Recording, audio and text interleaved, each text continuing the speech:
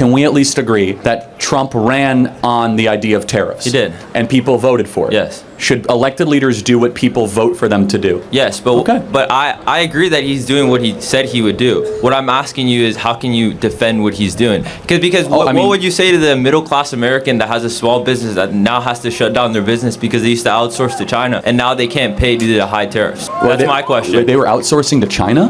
Well, even though some small businesses don't outsource, they get a lot of their production from big companies that do make their products foreign. And so now that those prices are being jacked up and small businesses are running out of customers because they're having to pass the cost. I see no evidence of that happening, and I believe, first of all... Well, what is the definition of a tariff? Well, the tariff is a duty on an imported product. How do you avoid a tariff? You move to the U.S. Yeah, exactly. So wait, hold on a second. Are most companies moving to the U.S.? Actually, yes. You know there's over $6 trillion in investments announced in the last 2 weeks in the United States of America?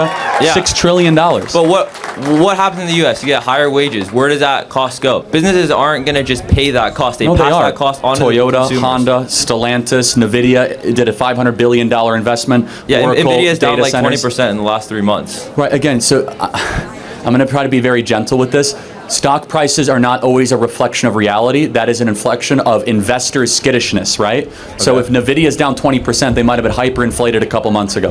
Yeah. Let me just kind of close with this. Do we both agree we should make more stuff in America? I agree in certain cases, yes. Okay. I mean, yeah, I think with critical manufacturing, critical industry, we have massive trade imbalances with these countries. The president is going to actually say you have to buy more of our product, buy more of our liquefied natural gas.